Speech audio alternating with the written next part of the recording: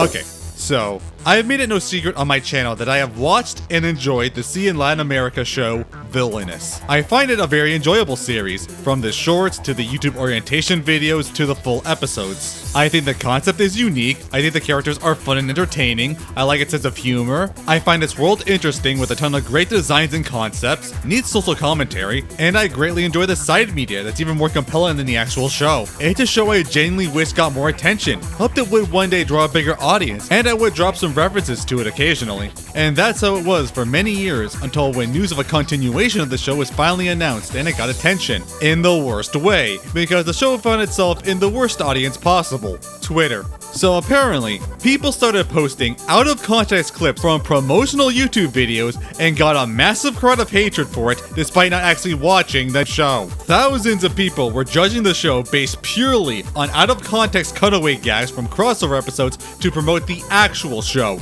and not the actual show itself. People complaining about how overpowered the characters are, how hateful it is, the style, the humor, from again out-of-context clips that aren't representative of the actual show at all. People offended on how this show treats the CN multiverse when the actual crossover element in the series is actually very minimal. Apparently, people must legitimately think the entire series is just Black Hat soloing the CN multiverse for 12 minutes straight every episode. Hell, people would go, wow, this is just Has-Been Hotel. It is nothing like Has-Been Hotel. It's more the spiritual successor of Billy and Mandy. It's actually closer to Hell of a Boss than anything, but hey, we didn't make that a cheap buzzword. And as someone who has actually watched the show and appreciated the many aspects of it, it really pissed me off. This is genuinely the equivalent if people got their opinions on All a Bit and Omniverse purely by the Harlem Shake video on YouTube. And I'm not gonna stand for it. I am so sick of the blatant misinformation, slander, and toxicity from a community that hasn't actually seen the show they complain about, just as it's getting a revival after most of the decade. So I am speaking out against it. So I am going to showcase everything about this franchise so far, to actually share what the show is about and all the elements that I enjoy,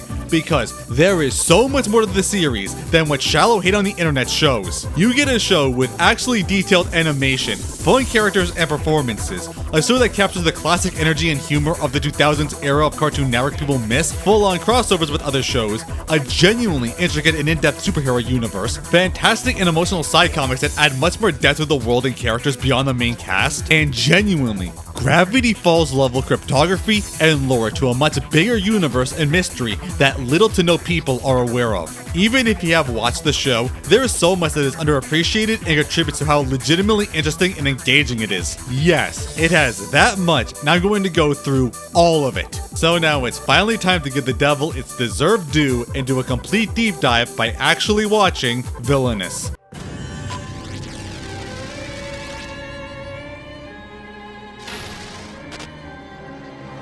So you might be saying, wow Shady, this was like a month ago, you're pretty late to this. And yeah, that's for two reasons. This whole drama came at a very bad time on my video schedule, because I was already in the middle trying to finish the Day of the Barbarian video that I had to finish by the end of April, and then I had to finish the Ben 10 Season 1 retrospective video in order to tie it to the release of the new Dynamite comic that released on the 6th, which did not give me a lot of time to work on a video. Plus I was also preoccupied with another thing.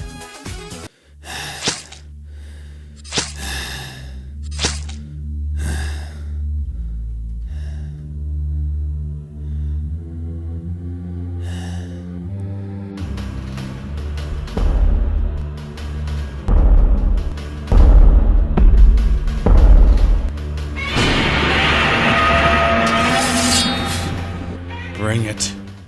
But now I can finally make the video even if it's somewhat late. But if I'm gonna do a deep dive, I need to get to the show's background. But an important disclaimer, this show is a CN Latin American original, so it is originally produced and made in the Spanish language, and Spanish is not my native language, which makes it really difficult for me to do in-depth research from more intricate parts of the show that aren't translated, which can get really difficult as relatively few aspects of this show get a proper English translation. And also because of that, I will use the English dubs whenever I can for convenience if they exist. But yeah, sometimes the dubbing gets off with a lip sync. Pry that stumpy hairball and bring me the house's deed. You'll have to get through the meal I prepared for you first. Welcome, Schnitzel, to my buffet of death. I actually do really like the original Spanish version, and I recommend you see them if you can find a fan translation out there. But yeah, this show was not made by the Cartoon Network we know, but the Latin American branch. Now, from what I've seen, the LA branch is run rather differently. For one, they actually have variety in their schedule, but they also play a lot more with the properties than the main Cartoon Network branch, and have quite a few crossovers with their original properties. Villainous isn't even the only original crossover series they have. There's also the Animalu Show, which is kind of like a TV interview show hosted by the titular Animalu, interviewing and interacting with the CN characters originally on YouTube, and is also going to get an original show, you look to them. But that's not even how crazy it gets, as there's also a YouTube series called ToonTubers where Mordecai and Rigby do practical let's plays of popular games in character, and there is one episode where, I kid you not, they play Ultimate Custom Night, and in context, they get new jobs at Freddy Fazbear's Pizza, which was bought by the Black Hat organization, and have to survive the night. I am not kidding. This is real. This is official. This is a thing that exists in the universe. It's insane. So basically what I'm trying to get at is that CN Latin America is way cooler than CN America. It should take over at this point. So yeah, overall CN Latin America is a lot more willing to branch out and try new stuff and crossovers than the normal branch. But to the creation of this show in the first place. This show actually originates in 2012 as a web series by creator Alan Ituriel, who handled virtually every aspect of the series. However, unfortunately, most of it was lost after the show was made by CN. It wasn't until 2014, where at a contest called the Idea Tune Summit, held in the Pixelotl Festival in Cuernavaca, Mexico, he was able to pitch his idea for a series to the CN executives, which luckily they found the idea had potential and greenlit it. The concept was more refined and expanded upon, with the idea of a show focusing on the exploits of an evil supervillain corporation trying to provide for other villains with their services in a black comedy style. But it wasn't exactly greenlit right away. There were test phases before the show was made for a full series, making multiple phases in its creation. This would lead to the first phase of the shorts. So the Villainous shorts were made to test the concepts very quickly, making a series on 10 one-minute micro shorts that just kind of dropped into existence one day. As implied, these shorts had little to no plot, but mostly to showcase the characters in the world and establishing them in a comedic style. Most of them fit into two categories. One is Black Hat trying to make a promotional video to sell a new product made by Dr. Flug, but something goes wrong to Black Hat's annoyance. Or Black Hat using his powers to torment his employees in some over-the-top fashion. These shorts, though, are canon to the full series and call back to them, the most important being the first short, where Black Hat showcases a new remote that forms the most evil thing you can think of. Black Hat uses it, it makes a perfect clone of himself, but 505 uses it accidentally, it makes a monster version of Black Hat, who uses the remote himself to make a goofy version of him, and then Demencia uses it to make a super hot version of Black Hat, who destroys the remote to end the short. This is important, remember this. Also, these clones do not have Black Hat's power, as they are just manifestations from the remote. A lot of the other shorts carry this similar style of humor, again mostly in just a short misadventure of an ad going wrong, usually by his own employees' incompetence. They don't have much of a plot to it, again only being a minute maximum, but they have an enjoyable sense of humor and a fun pace to it that also shows off the character dynamics. We're now bringing you special giant monster-sized bear. Any takers? Traveling machine can really create an imposing statue of the most important thing in your life. You. What's this? I don't look like that. One of my favorites is Black Hat trying to show off his new home security to sell, but Flug forgot to make a shut-off function on the remote, so Black Hat forces him to go through it himself to deactivate it.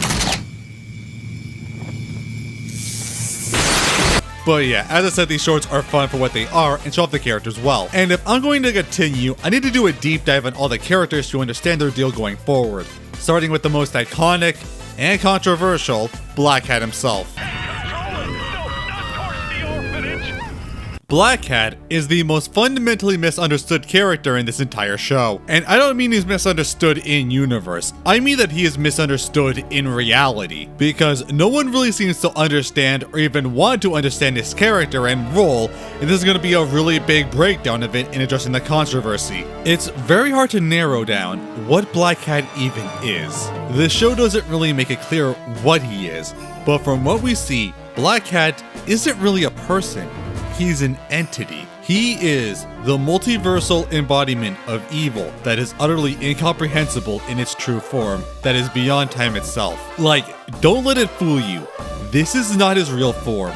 This is not his real name. This is only one aspect of an unknowable being. Hell, there is a theory with massive evidence that the Black Hat we see is just the actual entity possessing a person to act as their avatar in this universe. Honestly, when the series focuses on Black Hat itself, is basically like Gygus. You really don't know what it actually is. You can't comprehend its form or its power, but just that it will kill you if you get in its way. Black Cat, with his presence in the series proper, is treated with absolute terror by everyone, from the other main characters to the side characters, as the most potentially dangerous thing in existence. I'm not kidding. The way how the other characters entirely separated from the main cast in the side media act, it's basically as if Satan himself was walking around. However, Black Cat as a character, the way we see in the show and reality, is more than that. He's characterized very much like a been there, done that type of guy. He's retired. He has conquered and destroyed entire realities and likely used them as resources, and doesn't feel the need to keep doing it himself. There's no challenge and no point. Empty victories. Instead,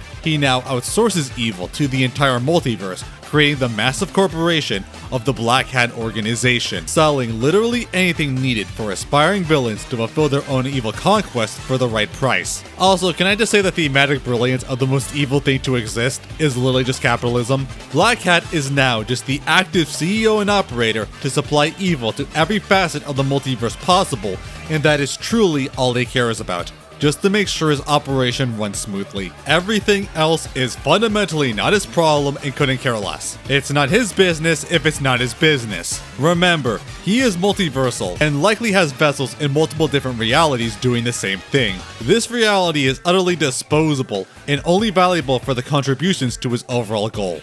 What the ultimate goal of the organization is currently unknown. But considering that from the promotional ads and contracts we see, it does seem like Black Hat is trying to gather as many souls as possible through his services for whatever means. Personality-wise, Black Hat is a pretty over-the-top character. Firstly, he is incredibly egotistical, made well aware of his powers, and constantly shows it off and lords himself over others, taking literally every moment possible to aura farm. However, he is also very easily annoyed and quick to anger, mostly based around other people's incompetence around him. There is really not much to take him to fly off the handle, from his own employees to other villains, to even just random people. And considering his power, that is a very scary thing to unleash. Alan Aturiel has said that as an embodiment of evil, Black Hat is physically incapable of experiencing positive emotions. The closest we see is joy of sadism. Black Hat's main source of entertainment and fulfillment is by sheer torture and sadism of literally anyone, especially his employees. Literally anything from complete physical and mental torture. But the thing is, Black Hat is so cartoonishly evil that literally any amount of it will do the job to satisfy him. Anything from wiping out a civilization to jump scaring a guy is good enough to keep him happy. I'm not kidding, it's actually kind of morbidly hilarious how far the show goes to show his evil. Luckily, we still have a bit more time before Lord Black Hat returns from his lunch. That's kind of the thing people who again haven't watched the show get wrong. They think he's just some big OC edgelord, when in the actual show, he's actually kind of a dork. As I said, he is so over the top petty and sadistic and just relishes it that it becomes incredibly amusing and ridiculous. It's like if you gave Goop from Meet the Robinsons incredible demonic power. But don't get it wrong, the power is very much real, and it's probably Black Hat's most controversial aspect. The thing about Black Hat is that he kind of thrives on implication, not only with his existence, but also his power. Black Hat is a fully casual reality warper. He can pretty much do anything he wants to himself in the dimension, being shapeshifting to demonic magic to breaking the laws of reality however he sees fit. And he uses it for literally anything. One, as I said, for aura farming, since for his own egotism and sadism, doing his best to unsettle and terrorize those around him. But Black Hat is actually very good at unsettling people and exploiting their vulnerabilities. We see in the series proper that Black Hat uses abilities to communicate and to pick apart their fears and vulnerabilities, to goad them into willingly signing an agreement for his services to fix their problems. But the fact that he doesn't hesitate to use his powers for his amusement or just against people who annoy him truly builds up that power. Like we see him watching TV just relaxing and use his power to somehow alter the TV, which I don't even know if he's affecting the show itself or doing it to the real life actors, but watches a Teletubby spoof and then changes the sun so that it's forced to burn everyone there alive, Jesus. Or just painfully turning Flug inside out just to teleport him to his office to speak to him. This guy is like that kid from that Twilight Zone episode on steroids. The thing that's scary about it is that we really don't know a limit to it. If this is what he does for casual, meaningless stuff, then what can he do when he really wants to? With what's presented, your imagination fills in the blanks of how twisted and depraved his utilization of his powers are, especially when we see he's not hesitant to use any of it. If anyone did try to legitimately challenge him and fight him, he'll just make them explode or make a portal to hell, or possibly just erase them from existence. Not like it's even shown there be a physical form to harm. The amount we've seen him casually warp realities, his past feats, with no discernible limitations or weaknesses shown, would make him one of the most, if not the most powerful character in all of CN. Not a lot come close to it. One of the few I think might would be Alien X, but we don't really know how well Celestial Sapien can match to other multiversal entities that aren't other Celestial Sapiens, since they have exploitable weaknesses. The only other closest one is maybe Uncle Grandpa. A lot of people hype him up, but the thing is, Uncle Grandpa's full power also isn't really made clear. We know he can alter reality, but it's unclear how much of it is actually intentional, or if he's just one part of a crazy world, or if his adventures are all truly according to his plan. Especially since he has been shown to struggle, mess up, and even lose on occasion, so it's vague if he actually has it all under his control. On the same page, we also never see him go full powered either. We don't know the extent of his powers. However, because of the implied things, people love to hype up Uncle Grandpa as multiversal and powerful, despite the show not really establishing the full potential of his power based on pure speculation and casual use of his abilities. And okay, if we're gonna do that to him, you have to do the same thing to Black Hat. You can't set a double standard. Honestly, the two are very similar. They're like two sides of the same coin. Uncle Grandpa is Toon Force and uses reality warping to help people through whimsy and adventure. But Black Hat is basically dark Toon Force, using that insane power and reality warping to just torment and hurt people. Honestly, between the two, I still think Black Hat comes on top, because he shows much more undeniable solid control of his powers and utilization, and wouldn't hesitate to use violence and underhanded tactics. Also, don't tell me Uncle Grandpa would do the "sure glad I wasn't that guy." He has never actually done that in canon, hate to break the news. But yeah, people absolutely hate how powerful he is. And my god, the amount of vitriolic complaining I've seen to people butthurt over a character in a show they've never watched and likely heard of before just absolutely astounds me. Like, oh my god, this is so stupid, he's too overpowered. Look at me, I'm Alan Eternal, here's my ultra cool OC who can beat anyone. He's not a compelling character, he doesn't do anything. He's a fraud, he's a stupid OC fraud. Look at Any Melody, there's a fraud next to you. You're a fraud, you're a fraud. You're a fraud! Lord Blackhat. I don't know if it's just a consequence of the power scaling community becoming absolutely intolerable, or the animation community in general becoming intolerable, but this was so painful. Like, first of all, you complain that Black Hat is too powerful and overpowered in context, but that he's a fraud since he's all talk and doesn't meet his actual potential built up. So you say he's too powerful, but you also say he should do more powerful stuff. You guys know these are two mutually exclusive complaints, right? Also that if he was proactive, then there's really no conflict or plot possible.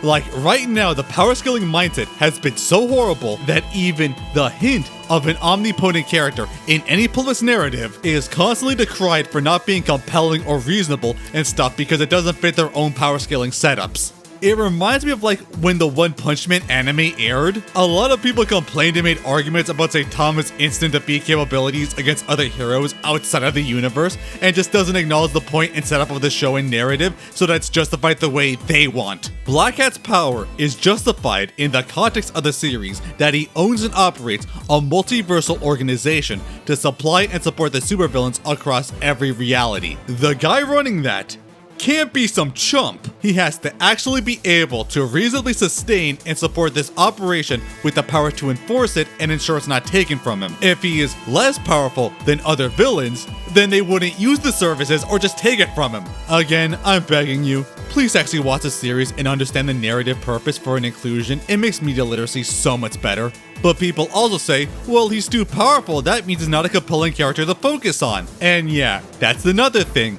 Black Hat is not the focal character of the show. He is not the main character. He only gets like 6 minutes of screen time in the actual show. Sure, in the shorts and orientation videos, he's arguably the main character, but for the actual series, he's really not. The main character is honestly Dr. Flug and the other employees, since we focus on them and they have more thematic and emotional depth. And also again, in the narrative, that's the point. Black Hat is not nuanced. He's not compelling. he's the over-the-top stereotype of an evil overlord taken to the extreme. On a show focused on villainy, he is the ultimate example of villainy in its raw primal state. Black Hat fundamentally can't grow past being the embodiment of pure evil because it's literally what he is, and if he does, then it invalidates everything set up. And the narrative knows this, so the struggling characters are the ones that are allowed to show more growth in character, and therefore take the charge of the plot and get the most focus. Black Hat doesn't play a central role in the conflict, but is instead the ultimate antagonist. Black Hat's capabilities aren't directed at the heroes he's facing, but to his employees he sends to face instead. He is the ultimate threat to surpass all others, that if his employees fail at the task given, he will gruesomely kill them. Failure is literally not an option now, and Black Hat makes sure they know it constantly. And that's another thing that shows his true threat factor, is we see how he uses his power casually, and makes it no secret he will do even worse when they fail him. It adds so much more stakes to the episode that they mess up on their job, they basically will have nothing else, and adds a lot of suspense if they can somehow handle it. It's actually a really interesting dynamic I haven't seen much of. One of the things I can think of at the moment is Gwen Saga, yeah I know Gwen Saga mentioned, where it's established that Queen Gwen can easily defeat any threat with their power, but they enlist Geo to guard their daughter, but with the very apparent condition that if he ever fails at protecting her, she will kill him personally, ensuring that failure in the task means certain death. It's actually an interesting dynamic, or I guess like Benson in regular show, but it's not really the same. Black Hat is not a narrative antagonist in the traditional way, that he's a character the main leads have to ultimately defeat. He is an antagonist in the way that he can't be defeated, and the main characters have to keep him satisfied by completing his task to his liking. Again, it's actually a pretty intuitive way they handled it. So yeah, in like literally every aspect, I think Black Hat works in the story, and that so many of the complaints are made in complete bad faith and don't take account the narrative purpose in the series itself. But yeah, it does get substantially more controversial later. But as I said, Black Hat is not the focal character. Arguably, the real main character of the series is Dr. Flug. I won't fail you, my Lord Black Hat, sir! I hope so, Doctor, for your own sake. Dr. Flug is a super genius and is the main source of the Black Hat organization's new technologies with his new inventions he showcases. As seen in the shorts, it can make pretty much anything imaginable, to robots to raids to even monsters. Flug also seems to operate most of the other branches and functions of the organization, such as hosting the orientation videos, customer service, and seeming maintenance if his hatbots don't already take it over. Flug out of all these guys is pretty much the only remotely reasonable person. Why he has a bag over his head is never explained. They do build up what he looks like under it big time. Wonder how that's gonna pay off. We know he has eyes at least. But as I said, in the series itself, Flug is the focal character, and is the one who leads the other employees for Black Hat's tasks, and tries his best to keep things running without getting his boss's wrath. He has the most struggle scene in the show, as most of the active conflict revolves around him. With his intellect, he's able to invent practically anything, and usually has a game plan to the operations. The main problem being if he underestimates an enemy, or if his team doesn't follow them, which is often the case. Though he has a certain egotism to him with his intellect, but however he has no real abilities outside of it. And most of the show in shorts is completely at the mercy of others, mostly Black Hat of course, as Flug is his favorite victim. But even Demencia isn't afraid to get under his skin and defy orders, showing no real respect for him, and he's especially shown as cowardly when he doesn't have the advantage, which he so often doesn't. It does make a lot of people feel that he's in the wrong place and misunderstood, that he's secretly good and in over his head, and while he definitely does have his softer side, namely with 505 and helping some ghost kids, make no mistake, this guy is legitimately evil. When he is fully in control of his situation, he does not hold back with torturing and exploiting innocent people. Hell, in the orientation videos, we see he loves collecting real planes as model planes by shrinking them down, with the people still in them. Also, with another deeper lore situation, there was a villain named Mitaro, who's this Minotaur-like cyborg, who uses the organization to make him that way to fight against atrocities and matador fights. However, afterwards, he was messaged by Flug personally that they have abducted his wife and children and are going to kill them if he doesn't give an endorsement in their videos. He threatened to kill their client's family if they don't appear in a goddamn ad, which you can see. Planes malvados de Black Hat. Mis metas funestas han sido cumplidas. ¿Ya puedo ver a mi familia? But also there's no indication he ever did get his family back. Canonically, he has committed over 82,000 crimes. He was not forced to work for Black Hat, he did it willingly. So without any actual redemption is possible, make no mistake, even if he is easy to underestimate and cowardly, he is a threat. But the series does showcase that he has some lore that will likely get expanded upon in the future. But to a complete opposite case is Demencia, I wish Master Blackhead had seen that sucker punch. I like it when they run. the absolutely insane, superpowered, feral, somewhat cannibalistic enforcer of Black Hat. Demencia is very true to her name, as she has completely lost her mind, is hyper-violent, crazed, and utterly unreasonable. She is the main powerhouse of the organization's employees and will attack and destroy opponents with her bare hands. Despite how she looks, Demencia is actually superpowered, implied to have resulted from some genetic splicing experiment with a lizard, giving her a degree of super strength, durability, agility, and other specific lizard abilities, like wall climbing. Granted, she does kind of look like this JonTron joke. What are you gonna do here? Tell me, you have very limited options. Demencia works as the brute force of the organization's operatives, and has been rented out alone to prospecting villains, and has a surprisingly good track record if her task is just pure destruction. But because of this, in her ultra chaotic unhinged nature, she butts head with Flug a lot, going against any plans and just his nature in general, oftentimes harassing him or 505. And yeah, she is very close to the crazy girl simpbait type. But make no mistake, the main defining trait outside of her insanity and ferocity is that she is completely in love with Black Hat. And I mean absolutely obsessed, head over heels, fantasizing about getting married and ruling the world together. It's actually less of his Tumblr sexy man energy, but she's so into his absolute evilness and sheer power. But of course, Black Hat is unwilling, even incapable, of ever reciprocating any of that. However, he does know that he can exploit her dedication so that she's devoted to work for him in any assignment. So he definitely knows how to use that to his advantage. And that dedication is real, the show showcases much later. But yeah, due to her nature, there's not much to her, but she is very entertaining in her insanity and chaotic nature. But there is one theory about her later that's really messed up I'll get into at the end with the secrets of the show. But then to the last character, but kind of barely, Experiment 505. Though the lore isn't apparent in the show itself. While he sounds like a forgotten Lilo and Stitch character, the name is very accurate, as it was an experiment by Dr. Flug, commissioned by Black Hat, to make the most powerful, evil, and indestructible monster. However, the experiment completely failed, and made a huge, adorable, and loving bear without an ounce of evil in his heart. And while Black Hat absolutely despises it, Flug actually loves him and treats him like a son, and he a father.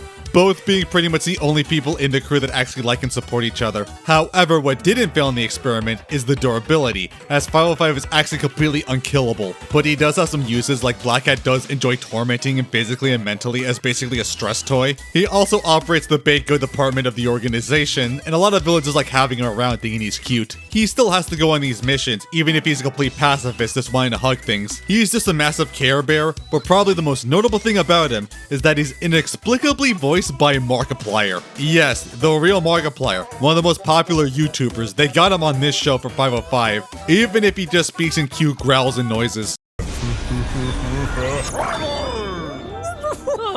Honestly, it makes sense with the amount of weird noises he makes in his videos. Look what I found.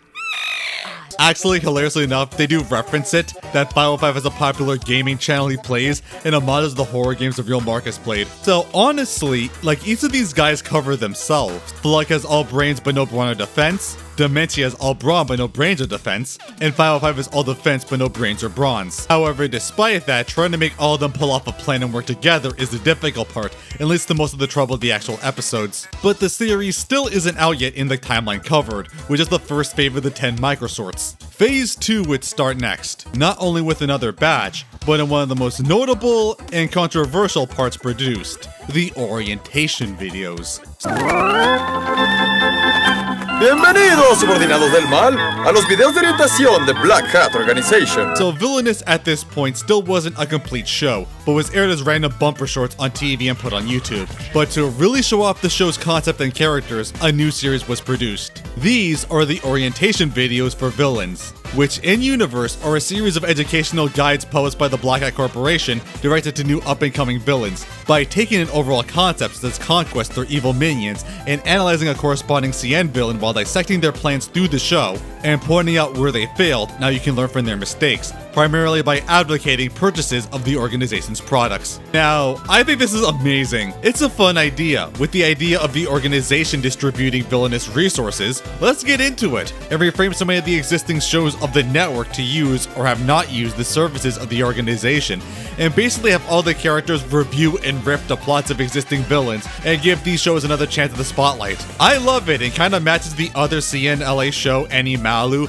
which is a somewhat similar format as they are mostly clip shows with voiceover from the characters, but with some new animation and slides used in the video. There are 10, technically 11 orientation videos covering different shows. Adventure Time, OKKO, Powerpuff Girls, Regular Show, Gumball, Samurai Jack, Steven Universe, Ben 10 Reboot, Kids Next Door, Mighty Magiswords, and lastly, with a Q&A video that would lead to the series after. These videos though are only for CNLAN America on YouTube, and haven't been redubbed in any other languages, so if you want to check it out, I recommend finding some fan translations if you can. Usually, these are arranged by Black Cat introducing it or the narrator talking about the subject, then focusing on the specific villain they will follow.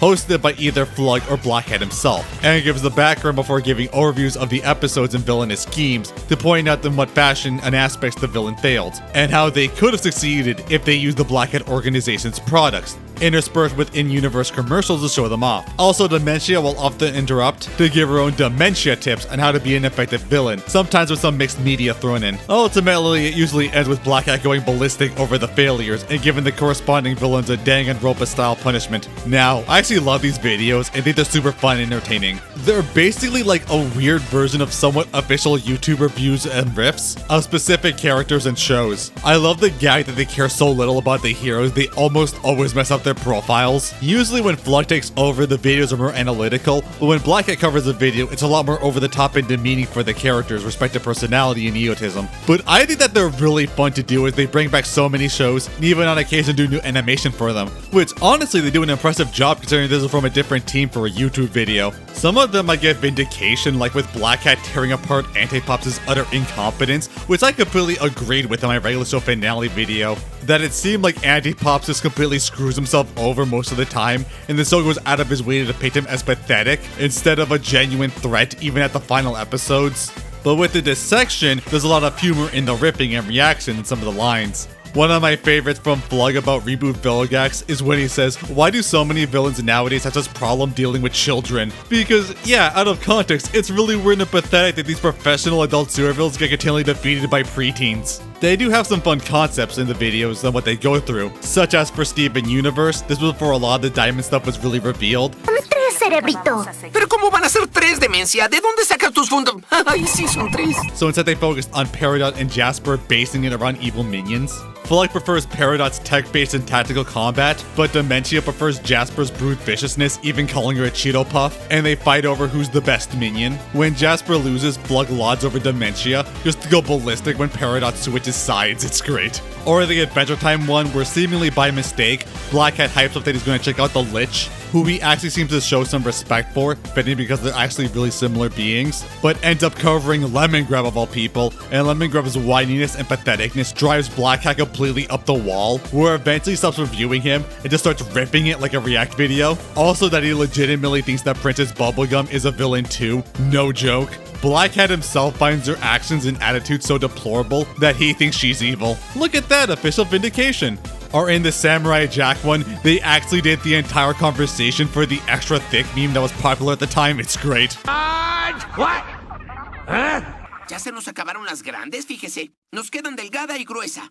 Extra thick! Perfecto. They also reframe a lot of the villains and their resources as part of the organization, such as Boxmar being a subsidiary of Black Cat, obtained through Cosma, which actually does correlate to the lore, and can be argued this could have happened before Professor Venomous bought it back, and that Townsville is one of the testing grounds for the organization's monsters.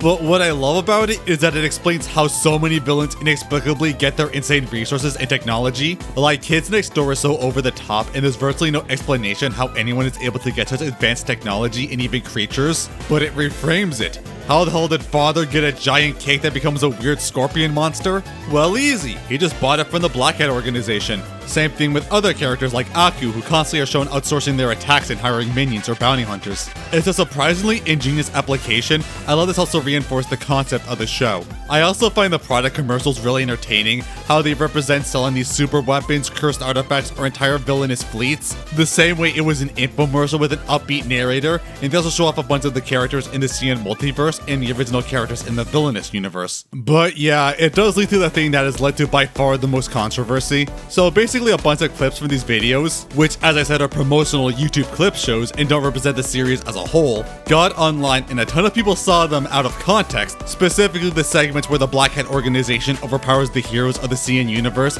and the Danganronpa style punishments the villains would often face at the end. And while I can somewhat understand people getting upset, the sheer amount of vitriol just from seeing, again, out of context gags from an in-universe promotional video is just really? Really, guys? Really? From the same series that dedicated an entire scene just to recreate the extra thick meme, you're getting legitimately offended at this? This entire series is so over the top and largely made as comedy, ripping the entire CN multiverse in a tongue-in-cheek way and over-exaggerating how powerful this organization is trying to sell their products when they're actually just a bunch of dysfunctional dorks. This is just Billy and Mandy style humor. Hell, Billy and Mandy did the exact same thing, but arguably even worse. Especially with how they treated the Hanna-Barbera characters, and I don't see anyone up in arms about how they represented those guys. These are non-canon, over-exaggerated jokes coming from the very concept of this series, and if you watch the videos themselves, you see just how over-the-top and ridiculous these are. I'm sorry, but you all need thicker skin. One of them is just a hat bot chasing box Mars that randomly becomes an anime ending parody for no actual reason.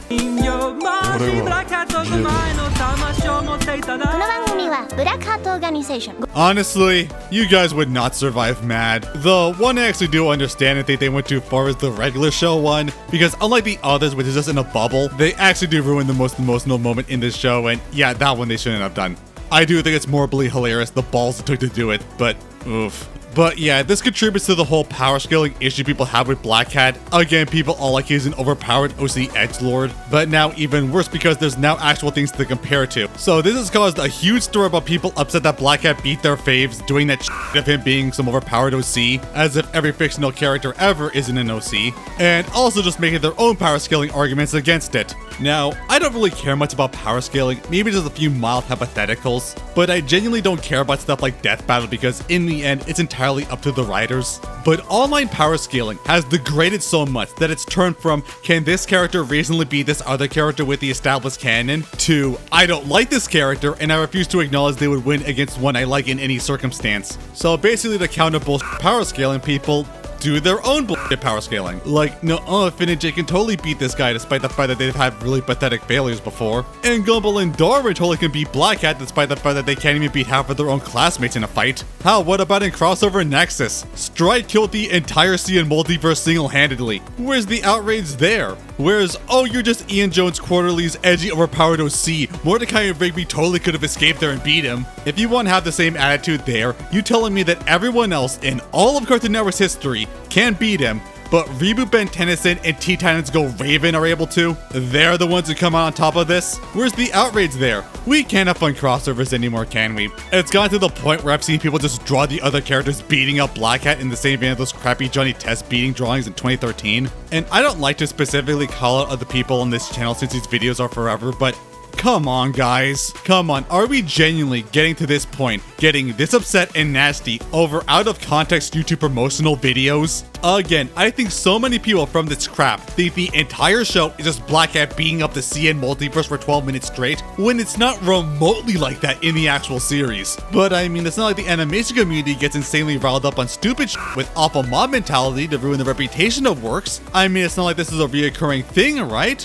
This whole thing was the entire driving force of this video because I am trying to actually educate people on the real parts of this show and not based on bad faith arguments and ignorance. We have actual proof that these videos, at least partially, were made with the approval and direction of the original creators. As far as I can gather, the only documented proof of this was to Mr. Warburton, the creator of Codename Kids Next Door, who talked in his blog about how the Villainous team contacted him to go through the ideas and approval for the specific K&D short, and he said he really enjoyed what they did in the final product. So at least partially, there was approval and advising over the shorts by the actual people behind the show, so, you know, just relax. Maybe that's why the K&D got off kind of light. Sure, they got beat up by the robot, which is honestly nothing new in the show, but Flug just gave him a warning not to interfere. And yeah, I think that a good chunk of these are actually funny. As I said, Boxmore had an out-of-nowhere anime reference. They allude to the 5th season of Samurai Jack a lot, and have him disappear in a Back to the Future reference, and at the same time Flug sends Demencia to the future to get rid of her, as she takes over the world and alerts the Time Squad of all people, with a callback, as Dr. Flug takes her back and they have no idea what's going on, and then one where Dr. Flug injects Mojo Jojo with a serum, and then we later found out it just turned him into Reboot Mojo Jojo. Come on, that is funny, that is funny. Even the Ben 10 one is arguably true to canon, with the precedent of a bootleg Omnitrix like the Nemetrix and not working on sapient beings, and hypermutating them made a million times worse trying to turn into an eldritch horror like Black Hat. Granted, it is the reboot and Kevin was able to make a functional Omnitrix from his garage, so yeah, I think these orientation videos for the most part are really entertaining, funny, and creative, and there's so many good aspects to them. And I hate how because people see the jokes out of context and not understand the point of them, gives the show a bad impression. I genuinely recommend to check them out if you can find a fan translation out there. Honestly, it's a crime they weren't dubbed. Si aún no tienen la menor idea de cómo volverse un villano decente, sinceramente ya no sé qué hacer. But yeah, now that I've cleared that up, I can phase into the show proper. But the last orientation video is the most important, as it's the Q&A, where the characters address the many questions about them which are relevant to the series. Apparently, it was the only orientation video that was actually broadcasted. Here it gives some important information, such as what happened with the clones. The monster was put in the dungeon, the doofus was put in HR, and the muscular one escaped containment. And the identical clone was the one we see petrified in Crossover Nexus. So before you say it disproves his power, they do explain it was the clone from the first short, it fits perfectly. Also in the same vein, they show off Strike's pen as another product by the organization, powered by the Medusa head in another short, implying it was literally tested on the clone. Remember, they don't have the power of the original. It also shows off more cool original villains. I love the show's character design, it deserves far more credit. And just straight up has a massive musical number by Demencia about her love for Black Cat. It's a lot, they put a lot of effort into it, I really appreciate it, check it out.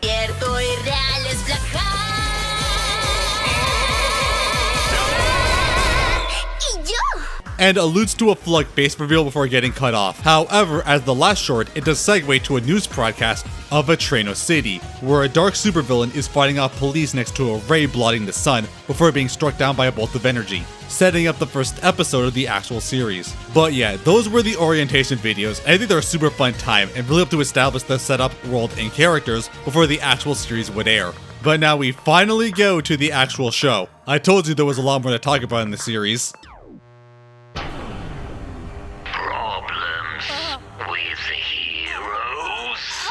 Now, there is only one season so far, but it's more so a Season 1A, as Season 1B has been long in production and finally will be airing next year if all goes well.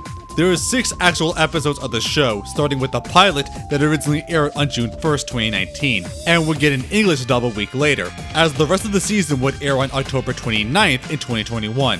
However, a full English dub will be released on HBO Max on May 23rd, 2023. And Alan Naturiel does actually play Black Cat in both English and Spanish, funny enough. And I still think the English actors do a decent enough job replacing the originals, even if I prefer them. The dub can be pretty awkward in line reading and pacing overall. Demencia, you're ruining my evil plan! Demencia, you're ruining my evil plan! I hate nerds. I hate nerds! Which is why I recommend a sub alternative if you can find one. God, I feel like I'm talking about an anime. But this is completely different. Before, we only got 1-minute shorts and clips or commentaries from the characters. But now we have actual narratives to work with, so the show is going to actually have a plot overview and storyline through it. Each episode is only 12 minutes and is more an over-the-top comedy, again in a very Billy and Mandy style, as you'll soon see. Also, the crossover aspect is pretty much non-existent at this point, with other CN characters and references usually kept to small allusions or cameos. So if you got upset over how they were represented, the actual series barely has any of it. But this show has so much hidden lore to everything and is revealed through multiple different forms of media, which I'll try to get through. and we have to start immediately with the background of the first episode, so we need to do a deep dive already. So with the hidden lore, Dr. Penelope Newman Braxton was a brilliant scientist in Neutrino City, where the sun always shines. An environmentalist at heart, her doctoral thesis was a proposition to cast ultraviolet radiation to protect the melting of glaciers by global warming, ultimately devising a potential way to prevent melting through the use of a protective cloud. She showed off the technology during the science fair at the university until something went terribly wrong, causing the device to explode and release a toxic mutagenic cloud all over the northern part of the city, which, while eventually contained, permanently mutated 20% of the city's population, including Penelope herself, at the point of the blast. This was called the Umbra Disorder, causing those affected to become albino and literally be set ablaze when in contact with the sun. Penelope, however, at Ground Zero, was the only one of the Umbras affected that got specific shadow manipulation powers from it. Desperate to help the people she mutated and face her mistakes, she seeks to find the cure for the Umbra condition by any cost, and sought out ways to blot the sun to protect the other Umbras. However, the rest of Neutrino didn't want to lose their iconic sunlight, and enlisted the local solar-based hero, Sunblast, to defeat her, ultimately villainizing her and making her new identity, Penumbra, ultimately leading to the first episode. Yeah, I told you it would get insane, and it gets so much deeper, and this is before the episode. But to the first episode, The Dreadful Dawn, which is fully available on YouTube.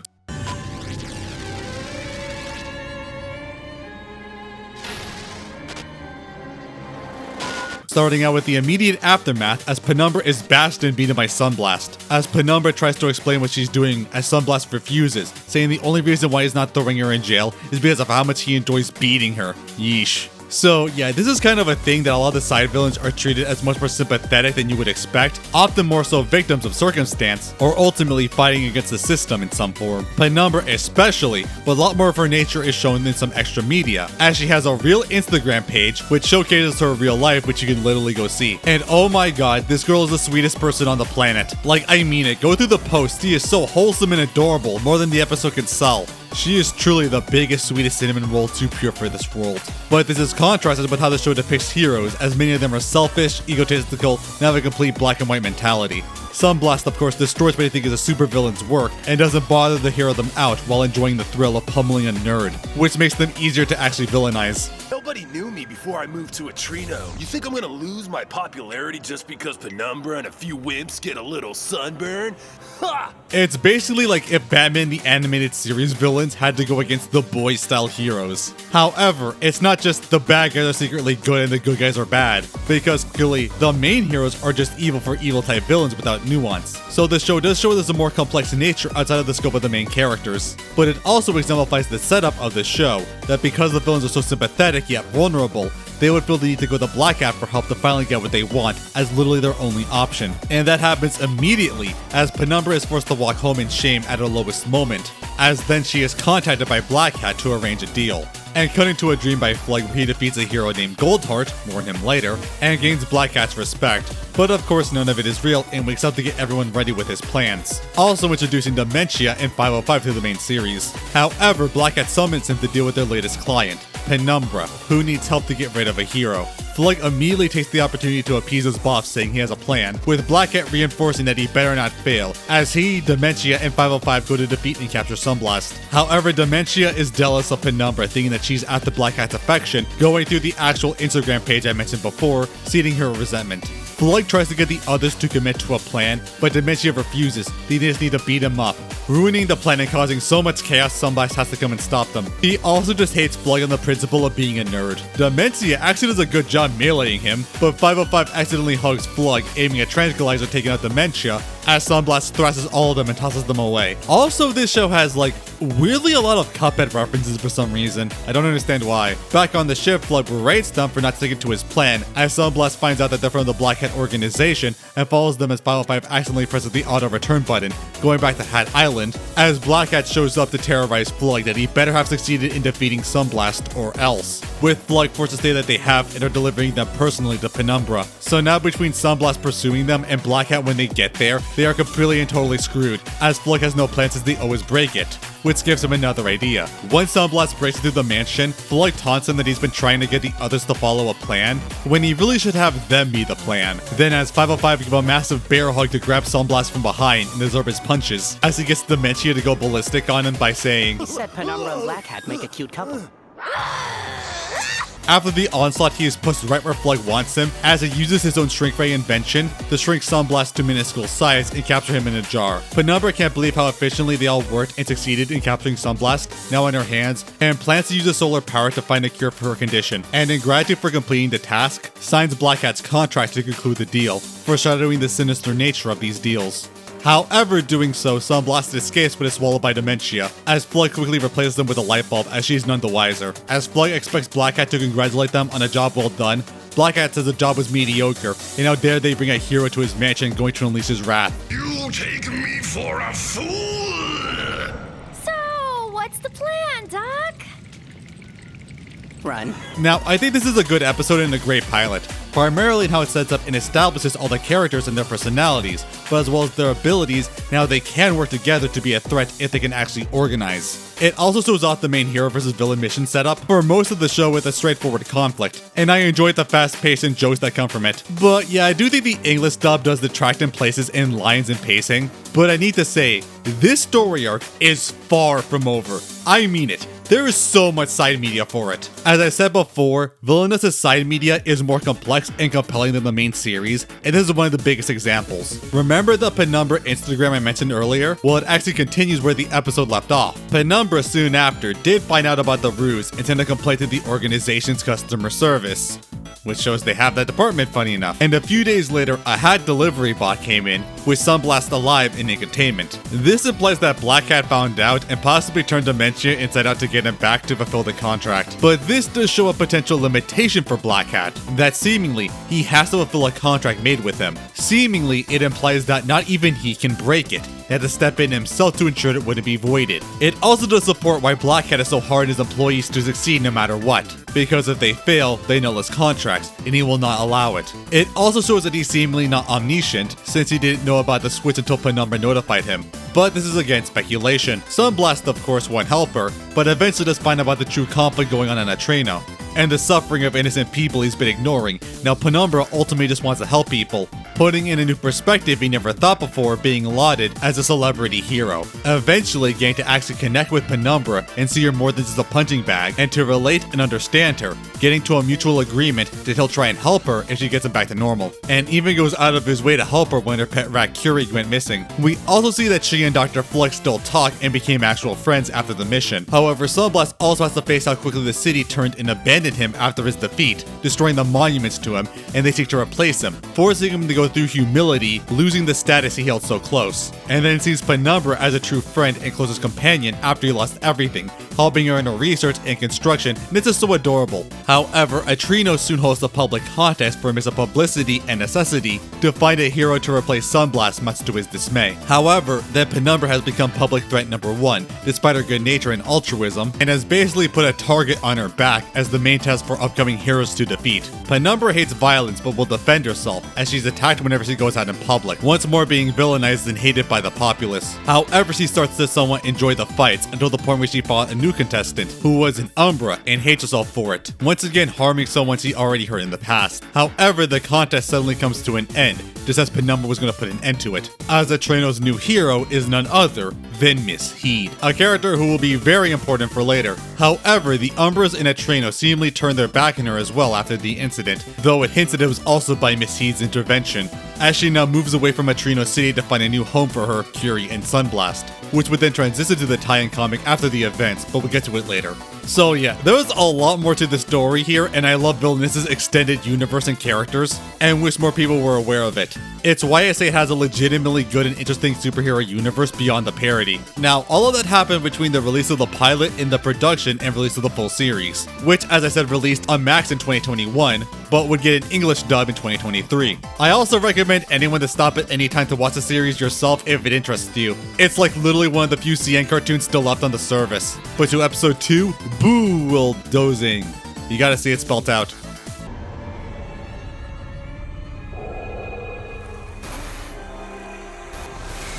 But this also needs some extended lore for the setup. In 1885, a German immigrant couple, Ingelhaus Vanderow and Dina Lindberg, arrived in Yggdrasil County with dreams of making an orphanage. And after 5 years of construction, a red eclipse occurred, with the blood moon preceding catastrophic events implied to have some sort of connection to Blackhead himself. Soon after construction, Engel would pass away, with their groundskeeper Gordon also passing in the mansion's ground, while Dina disappeared. However, the attempts to demolish or harm the property were scared off, as Dina became a ghost, Mother Poltergeist, who was listed as one of the respectable female supervillains in the Q&A video. In the afterlife, she fulfills her dream now taking in the spirits of children to be a part of her family and take care of them, and implied to still be orphaned. Is it like a Boo Brother situation where they're orphan ghosts, suggesting their parents lived while they died? It's also implied that Engel's spirit possessed the house itself, as Gordon animates the living heads to protect them. Now, Mother Poltergeist is unfortunately not seen in the episode, so it's unknown how she got her supervillain reputation, but it is likely in the measures she takes to protect her family and home. Yeah, as I said, lore goes crazy. It starts out with a bunch of Scooby-Doo parody kids getting scared from the mansion by the central ghost, Amelia, who looks like Irma. I like to think those kids got traumatized and became the serial killer Scooby-Doo parody gang from the Venture Bros. They're all by Warner, it's possible. However, they get a broadcast of a new hero, this big guy with a wrecking ball arm and somewhat of a psychosis. Thanks for that, Barry! Yeah, well, I thought you could use a hand. That was a cruel joke, Barry. It's a cruel life, Bob. Named Boo-ldozing, who says he's afraid of nothing and will finally tear down the abandoned mansion. As the ghost kids are terrified about losing their home, that's when Blackhead appears and goads them that they will lose everything against this hero, unless they call his services. Your salvation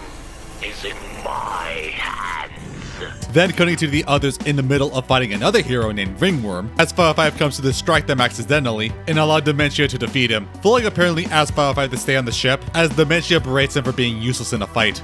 Cut it! See, even Flug wants to cut your head off. As they all get summoned back to headquarters, with Blackhead congratulating on another mediocre job, but gives the next assignment, dealing with the fearless Boo-ldozing. And Flug theorizes he suffers through Captain Hook syndrome, that whatever took his hand is what he's truly afraid of. Blackhead demands to get rid of him before he destroys the Vander house and get the house's deed as payment. Also, it does prove without a doubt that Blackhead is by far the most powerful character in CN history, because he's the only one who can say hell on a kids show. And who the hell are you? However, once they get there, Flug doesn't want to have 505 on the mission, and insists he stays on the ship, thinking he's too much of a liability to his disappointment. Flug, though, is immediately terrified of the ghost in the Monster House-style mansion. Emily and the house briefly explain their origin, now they scared off all those who seek to destroy them. But Boo-ldozing being fearless means he's the biggest threat. Flug's move to help them and makes a plan to scare him away. Just as Boo-ldozing, like the Juggernaut, plows through everything in his way, past the heads and the ghost kid scares do nothing to stop him, nor Flug's hatbots. Even ghostly possession can't do the trick. Seeing this terrifies 505 to try and save his science dad from him. Boo-ldozing breaks in and Demencia is lost though, trying to get to him before he destroys the heart of the house. But either way is too preoccupied by stealing Flug's wallet, which is a running gag in the episode. Also with a morbid joke. Sure thing, Bull. This'll be easier than petting a kitten. But Flug puts 505 in the boiler room as he can stop Boo-ldozing himself, as he goes to the boiler to destroy the heart. But then sees 505 and screams, because he's actually afraid of bears after a bear bit his hand off, caused him to go insane running out of the house and saving the day. However, they leave with the deed to the house, making it so that Blackhead basically owns it, which may be an even worse fate. However, they leave behind Demencia, who then bets all of Flug's money on a game of Monopoly. Also, as I said, people got upset how the CN shows were utilized in the orientation videos, and how I said the series itself doesn't really do them, but it does have the best possible joke at the end credits.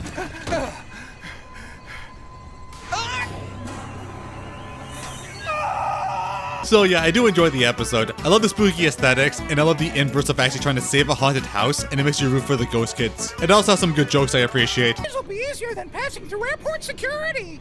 I told you, she does not come. The plot is a bit predictable, but I still think it's very enjoyable. Then to episode 3, the VVV. I don't know why this is named after a semi-obscure indie rage game. I assume it's a joke on WWE, but VVV for villains or something? Tell me if there's something I missed.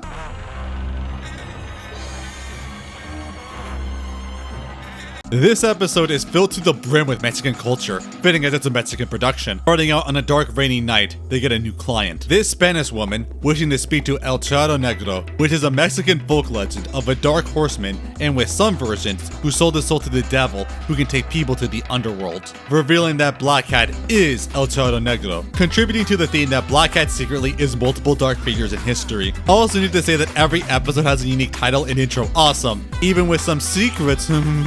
Black Cat, of course, hears them out, terrifying the woman, as Demencia goes feral thinking she's after her man. Did you see she's a client? She could be Mother Teresa for all I care. I'll bite her anyway. The woman is Adelita Guerrero, which in the extended lore was a famous actor and movie director and a former operative of Peace, the global hero organization that also has a keen interest in dismantling the Black Hat organization. More on them later. Despite that, she comes to the organization for help to take down a masked luchador, El Valiente, and take off his mask. That's like the worst humiliation for a luchador. Really? I thought it was Moctezuma's revenge. Black Hat agrees and sends his operative to defeat the wrestler in their next match. And El Valiente effortlessly defeats his opponents and demands another, as Black Hat answers and terraforms the arena to his liking. I guess he's always one to aura farm when possible. El Valiente challenges Black Hat, but he of course refuses to degrade himself and just wants to watch the show, and instead sends Demencia to challenge him in a sexy wrestling outfit called El Alebrije, as Demencia with her power and ferocity easily beats him and removes the mask. However, Adelita comes out and reveals that he was actually her husband, Pedro, the whole time, revealing he was a hero as well,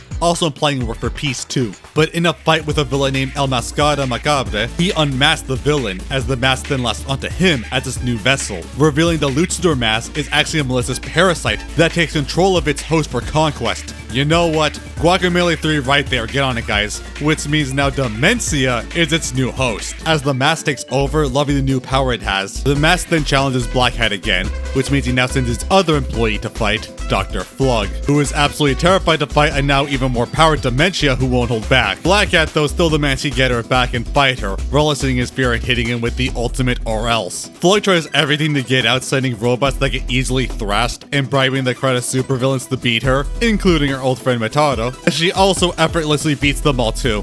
With the power scaling arguments around this show, how high does Demencia go there? Basically giving him no choice but to fight as the others making a friend to him, good lord. It's over 505, like the song goes. Remember me? And yeah, the mask just effortlessly thrashes and beats Flug to a pulp, which Black Cat finally appears in person happy with the performance, aka just Flug being beaten to near death. The mask challenges Black Cat himself as he just demands Demencia take the mask off. And she does, instantly. Either implying that Demencia's love for Black Cat was enough to break through, or she had complete control the whole time and just wanted to beat the out of Flug and didn't resist. You be the judge. You hurting me like this if it wasn't for that stupid mask. Yes, she would. No, shut up. Also in extended lore once again, the mask was originally an Aztec warrior who was petrified and turned into a stone mask by the god of war, and offered his soul to Black Cat to be the world's strongest warrior, turning him to the parasitic mask. And now it's time to collect, as absolutely terrified as Flug collects them to be dissected, and teleports them away to a random location as he now seeks to collect from Adelita and Pedro, turning into the badass El Charro Negro. Wow, that's awesome. Now in the middle of Mexico, they decide, hey, let's just vacation here for a while. And yeah, really the rest of the episode is just them vibing and having fun all over Mexican locations, enjoying the culture and festivals. It's like it just randomly became an ad for tourism, but you know, I dig it. It's really chill and like seeing other cultural representation at the spotlight, especially since this is a Latin American production. And yeah, I think it's another enjoyable episode. Love the aesthetics, and I really appreciate how engrossing Mexican culture it is, and how unique the plot was. Granted, I do kind of think it slowed down in the second half, just kind of waiting for Flug to get beat up. Kind of wish more plot kicked in, but still, really enjoyed this episode. Now, episode 4, Satellite Secrets.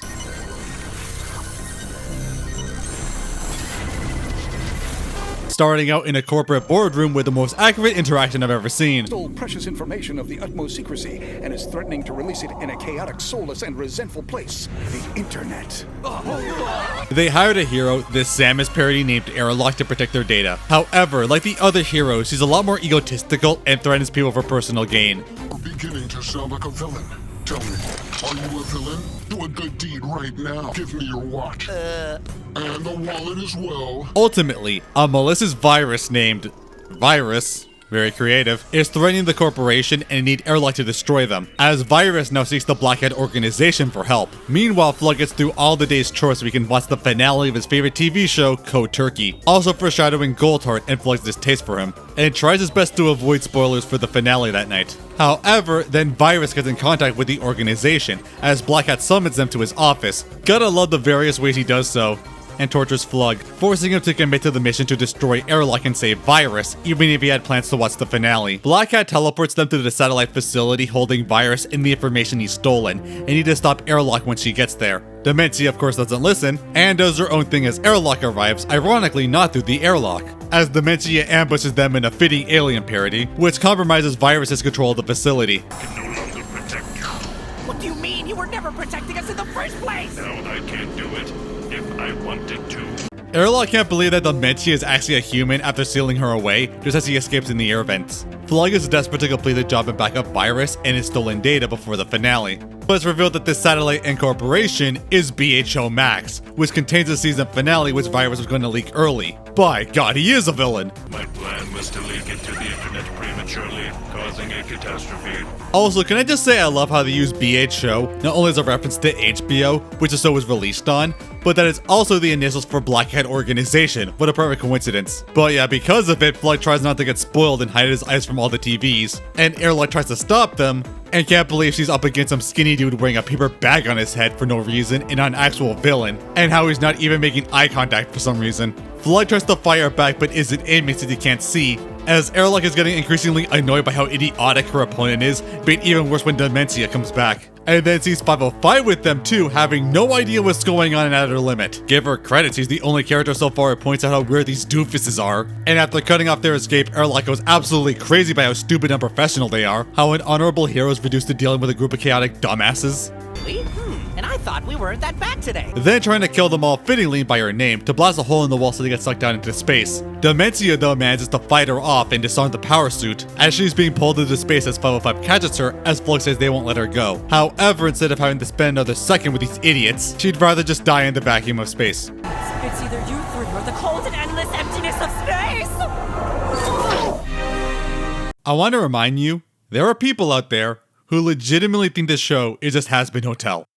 Are you f***ing kidding me? Anyway, they manage to seal the hole and complete the mission, just in time to watch the finale. Virus gets them there by literally crashing the satellite right by the base. Flug gets ready and says he saved all the 5-second breaks he gets in a year for this one moment. Then Virus comes out and then spoils the entire episode for him, as Flug cries out in pain. It turns out, that was the payment to Black Hat. Yes, Virus doesn't have a soul to exchange, so as payment for saving him, Black Hat just wants to make Flug miserable, just for fun and to laugh at him. That is so amazing. People online think that Black Hat is just a massive edgelord, and to a degree he is, but he's also so cartoonishly petty and spiteful that he do stuff like this and relish in it. There's so much more to this show than people think. So yeah, I think it's enjoyable. I love the new environment, the space station and television network, and how meta it gets about streaming services and piracy. Still in time to watch the show. You have the episode right there. Just watch it. I'm a villain, not a pirate. I appreciate the joke of Airlock getting insane about how stupid the protagonists are, but I kind of feel like they should have pushed it further to justify her freakout.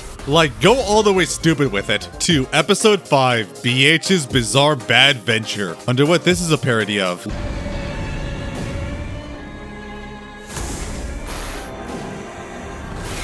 While the show so far might seem a bit formulaic, this episode changes it, starting out with a reveal of a character who really got a ton of fan love, the sidekick Gilo. Like, I mean it, out of every character relative to screen time, I think Gilo has gotten the most amount of love despite only having less than 30 seconds of appearance. Seriously, I've seen so much art and love for her, which is actually one of the least relevant characters. But honestly, I get it. Not only because stretchy girls are very popular, believe me I know from experience, but also she has a great design, really expressive and adorable. She actually looks like she could be the protagonist of her own show. Plus, she seems to be one of the few truly altruistic heroes not in it for ego and power, but just to help people, and implies she has an overarching goal to get out of the shadow of just being a sidekick. There's also some art by illustrator and storyboarder Carlos Ramber, and I don't care, I consider these canon, they are too precious. She does have a fair bit of official merchandise, so it does imply that she is going to be more important later in the show, and I'm happy and hope it's true.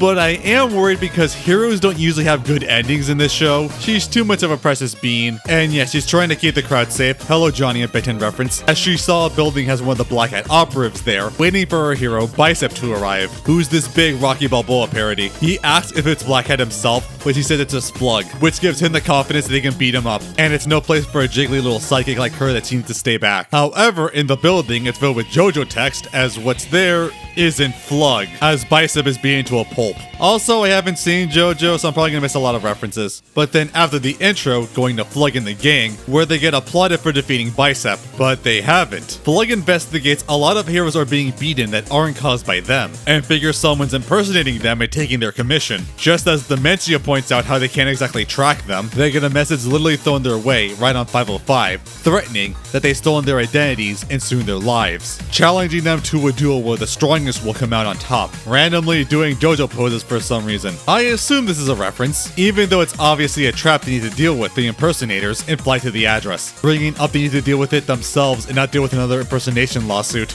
Cutting to a courtroom where a bunch of random CN characters are on trial for impersonating the Villainous characters. It's hilarious. Well, okay, maybe I should be careful joking about it. I don't want to get an impersonation suit of my own, eventually fighting a giant replica Hat Mansion with massive muscles. You might see where this is going and revealing their huge, muscular, violent doppelgangers, Dr. Flex and Valencia. 505 also got a counterpart, but it's literally just a potted cactus, Experiment 606. Understanding that if they exist, then there must be a Black Hat, revealing it was the muscular Black Hat clone from the first short the whole time. See, I told you it was important. However, this is one of the most glorious parts of the entire series. How do you do? I see you met my evil handyman. Try not to faint from looking at my evil, awesome body. See, you got my message, my spaghetti-armed replicas.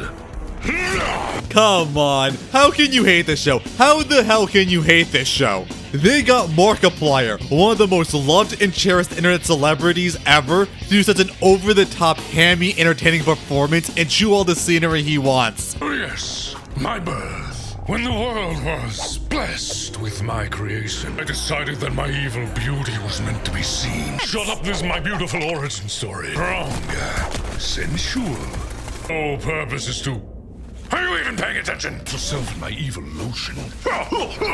It's amazing. It's so amazing. It's perfect in every conceivable way. This is what you lose by blindly hating this show. It's the greatest thing ever, the greatest gift this show has given to the world. But this Black Hat, named Black Hot, explained he knew there must have been more to life than living with rejects, and went to showcase his beauty to the world and be seen and admired by all, building his own headquarters and organization, including his own employees. Demencia is also completely in love with him, arguably even more than the original because of how hot and muscular he is, as he's annoyed by Flug not getting them and orders his henchmen to fight. Also, I need to say, Dr. Flex just straight up says, "Damn it." Damn it! Yeah, seriously, they actually cuss on this kids show. I know it was in the original, but the fact that they dub it too. Wow, there's a lot of needless swearing in this show. Maybe it is like Hazbin Hotel. However, it turns out that none of them are a match for their counterparts physically. 505 hilariously just keeps hugging the cactus, eventually switching, with Demencia taking out Flex by her agility, and literally by pointing out that he's not flexible so he explodes. Yes, really. Valencia being allergic to 505's flower, and Flug just kicking the stupid cactus. So they somehow defeated them all by sheer stupidity. Gotta love it. And then go to confront the boss again. But I hate how they ruined this joke. Am I now? He's coming at me and I didn't have to do a thing! No, you did it wrong. It was the Dio meme. In the original versions, he literally said, "Oh, he's approaching me," as they parodied the panel. You ruined the reference. I hate you. I hate you so much. You think when the name of the episode is a JoJo reference, they understand it was a reference to it. However, he just traps them saying that he wouldn't fight them himself, just like his counterpart. All of this was his plan. Basically, if they're captured, Black Hat will have to come get them himself, and can finally have a showdown after he was so offended that Black Hat was visibly disgusted at him. But now once he sees him now, he'll finally show how proud he is of him. Flug shoots them down by basically saying he doesn't give a damn about them, and that of course Black Hat can't have any sort of rival. The closest thing Black Hat had to a rival was a tablet I gave him for Christmas. Why, you piece of... Unable to accept this revelation, Black Hat flees to rebuild his empire and get even more powerful, leaving while giving us plenty more marky noises. You haven't seen the last of me! They managed to make an escape even if Black Hat is still out there, and capture their doppelgangers. Well, most. also ending it on the lawsuit where the other CN characters got arrested, but then they sue Evil Con Carne for ripping off their show. Amazing. Yeah, this is a super enjoyable episode and breaks the formula. It is such an over-the-top comedic episode that's just drenched in cheese. Sure, they might have missed out the Dio meme, but honestly, the amazing Markiplier performance as Blackhawk more than makes up for it. It's like the best part of the entire dub. It's so legendary. Still could use more G-Lo. But now to the final episode of the unfortunately short season 1, the Heedeous Hut. Now, this is by far the most narrative and serious episode, and if you still haven't seen the show and it seems like it's up your alley, please see it if you can.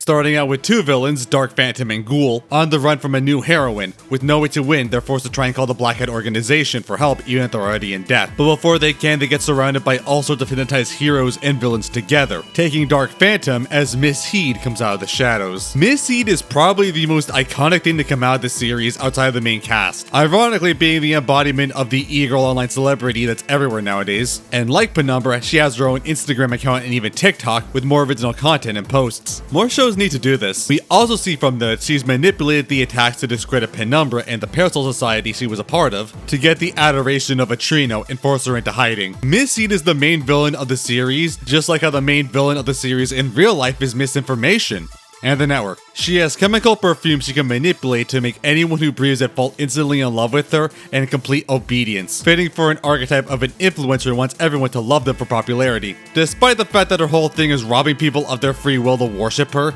she's still treated as a hero, and one of the most loved and famous ones. This is by multiple factors, not only her own powers influencing others to basically always support her, and the internal corruption of the peace organization to play up their own heroics, but also how the villains are demonized in the universe that it's better they become harmless slaves either by sacrificing their free will, but also does the same to normal people and other heroes, well, because everyone's in love with her, aren't they? There's a lot more to this allegory I'll get to later. Meanwhile, Flug goes through his old stuff and finds a magazine about Goldheart thwarting him and soaking the attention, but Flug tries to incinerate it, again hinting to his past. But more interesting, a photo with him in university showing a younger Miss Heed. Flug mentions that his graduation thesis was on chemicals that can alter people's emotions, but pages got stolen before he could present it. However, Black Hat summons them through their office, as Ghoul somehow escaped Miss Heed's clutches, as Flug thinks the name sounds familiar, but is told she's with Peace and Goldheart. I'll need my backpack. Give me the location. Of your backpack? How would I know, man? What? No, you doofus! I meant Heed's location! Flug goes to prepare as Ghoul gives him the city, which is a Trino city from the first episode, but now remade and remodeled in Miss Heed's image. So in a live stream, she says to welcome a special guest who is an old friend, calling Flug by name as he sends her minions to force them to land. Turns out Ghoul was taken the whole time by Heed, who manipulated all of this just to get Flug to her. Flug recognizes them and is furious to see that she was the one who stole his research, and 505 pieces together that she was the girl in the photo. Flug gets enraged and reveals his sudden airplane mech suit, and then fights off Heed's bodyguards himself. And I gotta talk about this moment. You've seen the video. In literally every single appearance and in every single episode, Flug has been beaten and pushed around by everyone, running away from any and all conflict. He has never won a physical fight in the slightest and is mocked for it. He's been beaten by pretty much every character: Black Hat, Demencia, Sunblast, Ringworm, Boo-ldozing, Airlock, Dr. Flex. It's always been a thing. But now Flug has finally physically defended himself in rage and fights and actually wins against so many opponents like a badass. It's like the biggest oh shit moment in the entire series. It's such a surprise and awesome. Demencia also joins in, thrashing even more of the hypnotized heroes and villains. Okay, I need to talk about this.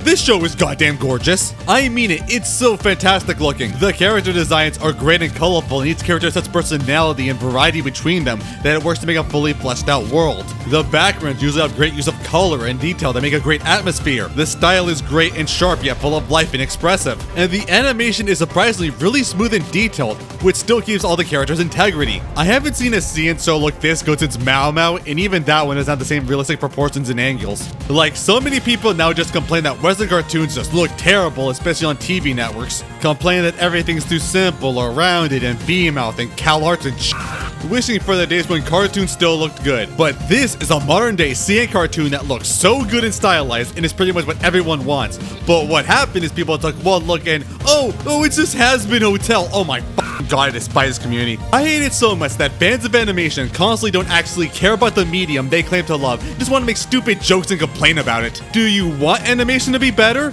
Do you want to see it as a respected medium? Then act like it. But no, all that happens is people just make stupid jokes and repeat meaningless buzzwords instead of actually appreciating the art form. They complain about CalArts and shit. And when something that doesn't come out, people still find some reason to meme or hate it. I hate it so much, and it's this attitude, again and again, that pushes me to make this channel and my videos in the first place. Just admit, you do not actually respect animation as an art form. I'm sick of it. Hasbro no doesn't even look bad, it's just the style and character designs that have problems. Okay, maybe Heedeous like Verosika, but she came out before. But still, Flug fights his way to Heed, who captures him in place, and uses her perfume on him, turning him into another one of her slaves, and blocking Demencia from harming her. Also, again, people saw one look at the scene on Twitter and said, it's just like Has-Been No Tell, because critical thinking is dead. Made even worse when you go through all the stupid, ridiculous stuff in the show before, but that's what happens when you don't actually watch the show you complain about. Even Demencia is taken aback as he gives her the perfume, but she just spits it out. As of course, Demencia only has love for Black Hat, and nothing can change that. Not before calling her a bimbo, though. Nice try, Bimbo.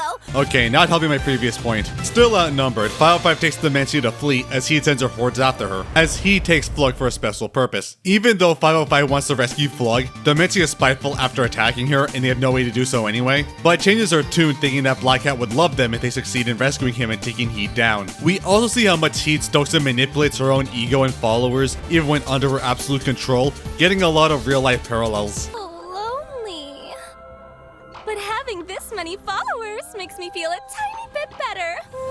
However, in the extended lore, Heed knew Flug in university as they were friends, and Heed did have a superpower, but only that she could evaporate liquids. Flug assisted her by suggesting that she could use it to disperse chemicals to others. However, even though she loved Flug, she loved Goldheart more, and stole Flug's formula for her own so that she can abandon villainy and become a hero. However, Miss Heed learns the formula for the mind-controlling perfume is temporary, and seeks to find a way to make it permanent, so she can have her followers forever, and mass-produce it across the world, presumably through bathwater, ultimately making her the most loved hero in the world, with the main goal of getting the love and attention of Goldheart. As we see she kidnap Penumbra from before and control her to help her do it. This is really important for later. However, even she couldn't, as Heed was forced to get Flug, who originally made the formula, to perfect it, even though he is somewhat breaking through the toxin as she continually applies it. Demencia uses 505 as a distraction for the masses to break into Miss Heed's compound, just as Flug overhears that he was doing this for Goldheart's affection, and reminded of her betrayal, breaking his heart and reverting the effects, as the only known antidote to the lovesick potion is heartbreak. Demencia finds them, hilariously just trying to slap them back to normal despite being cured, as Flug gets a plan to destroy Heed's empire with the weakness of the formula. I know just how to stop Heed. Right, so do I. I meant stopping her alive. Flug arranges a meeting and feigns still being under her control, as Demencia takes one of her many streaming cameras and turns it on. As Flug says the formula is complete, and in gratitude and for their past relationship, Heed kisses him on the mouth, which is something that she has never done to any of her followers. As all of her followers see the stream, as their hearts are broken, seeing their idol choose someone else instead of them, and frees them from the mind control. Heed sees the damage done as she loses all of her followers in the fans she tricked, as Demencia pushes her to her own formula, and even saves Flug, showing some actual camaraderie, as he's confronted by her former fans disheveled and demands revenge, but the toxin doesn't work anymore, as he's surrounded and captured. Then cutting to prison, where Heed, or just Cecilia now, is imprisoned. Apparently though, it was not for, you know, mind-controlling thousands of people and her other atrocities, but just that she was in public seen kissing a supervillain, which again highlights the innate corruption and hypocrisy of the world, as she's breaking down needing attention and affection. As Flug arrives, he's overjoyed wanting help. Flug says that they can help her, but she needs attention and love. Flug demands to know what Goldheart is planning, however, as she says his plan is to end villainy for good, which sounds great, but again, think about it in the context of this world. Sure, the Black Hat Corporation is a nuanced and pure evil and should be destroyed, but what about Penumbra, who got villainized seeking to help those she's harmed, and just praise those in higher power help and listen? Or the Ghost Kids just wanted to live in peace in their house, who got labeled as unnatural and evil, and had their home threatened? Unfortunately, it's a world where conflicts are seen as black and white, and require black and white solutions. Honestly, I think this series has like a really good allegory on how people and power easily label people as problematic without actually solving their issues, and carry out rules in hypocritical ways because of how they highlight themselves. It's very possible that Peace is going to set up some complete authoritarian rule, and Heed warns how he'll be after them. Flug tries to leave as Heed prays for them that she needs him to love her. As Flug says first, she needs to learn how to love herself. You need to learn to love yourself first. I wish you the best, Cecilia. This overall implies that Heed suffers through a form of histrionic personality disorder, which requires a person to always be loved and praised and in the spotlight, and ends the episode there. No! I'm Heed! My name is Miss Heed! Listen to me, look at me, love me! With the credits foreshadowing that Flug was Goldheart's archenemy, and they have a personal history. Oh, Flug, what did you do now? But honestly, I love this episode's allegory and theme. This episode handles internet celebrity culture and online idols and e-girls, and how harmful these relations can be. I have a problem with these type of cultures, and as they get more pervasive in society and in media depictions, it bothers me how they're depicted almost always very positive and cheery. But this episode is an allegory on all the harmful aspects of said culture. Missy cultivates a persona carefully of a perfected, sexy, loving, yet relatable girl to get people to like her, forming a facade with the purpose to get as many people as possible to like her, constantly suggesting a personal connection to each of her followers to love them in hopes of reciprocation that would never actually come. Now depicted as her literally controlling their minds and body, unable to think about anything else but her, constantly leading them all on false promises in view of relatability. It showcases the overall toxicity of celebrity worship and how it's so easy for people to abuse and use people because of it. How predatory and fake the online celebrity culture can be. And how ultimately shallow building of a following this way is, as once the foundation is cracked, there's nothing left to stand on, as everyone leaves when there's no facade to distract them. And even how it also affects Heed herself, not only seeing people as potential followers and replacing her own self-worth with how many people love her. No longer able to love herself, but needing constant affection and drastically affecting her mental health, constantly on a journey to find new validation and forms of attention. There's a reason why Flug says she needs to love herself first, and can't let these fake online relations replace her actual self. This whole allegory and dissection of internet culture and the very real consequences and parallel it has is fascinating, and I think was done amazingly. Great job, it deserves so much more attention. And yeah, I think this episode is amazing. Not just for the visuals and animation, looking incredible for a modern CN cartoon, but how it proves the show can totally handle a more serious narrative past the over-the-top cartoony nature of the previous episodes. I love the stakes, atmosphere, characters, development, and lore, and especially how well the allegory was put in. It makes me really wish we could have gotten a continuation of the season sooner. But yeah, that's gonna be in a while. But there is one thing before I move on to the comics and theorizing. There is one episode left. Kinda. Because this show got a full-on crossover episode with a semi-obscure Cartoon Network show, Victor and Valentino. Now, I haven't seen Victor and Valentino, but I really want to. It's on my list. From what I understand, it's basically like Mexican Gravity Falls, where these two brothers, Victor and Valentino, have adventures around their quiet town and deal with the Mexican supernatural forces straight from folklore. Just like with VVV, I really do appreciate the showcase and exploration of Mexican culture in a mainstream animated format. But yeah, I don't know much about this show, so if I miss a lot of stuff, forgive me. I promise I'll watch it one day. This episode was actually aired before season 1 got to full production, after the first pilot in 2019, but before the show released in March in 2021, airing the episode Villainy and Monte Macabro in October 19th, 2020, acting almost as a backdoor pilot, but the season was already in production when it aired. Fun fact, there was a Villainous comic that parodies the intro. Starting out identical to a Villainous episode, Black Cat calls the others to his office, over-the-top aura farming as usual, saying he needs to send them to another dimension, as there's an alien specimen that has escaped, and is causing trouble for a client there. He warns it's a shapeshifter, as normally in the form of a squid, it might have taken human form, and it's their job to find them and retrieve it. It's in the hometown of the two, Monte Macabro. It sends him there with his usual threats and he wants calamari. He doesn't send 505 for some reason, as he's just hunting him in the lab. I guess Markiplier was unavailable for more grunts. And Demencia immediately tries to eat a baby, which is a character named Cacao. Never change, Demencia. You can't eat babies! Eating babies is not cool! Soon meeting the titular brothers, hilariously acknowledging the different art styles, as Valentino immediately knows they're from another dimension.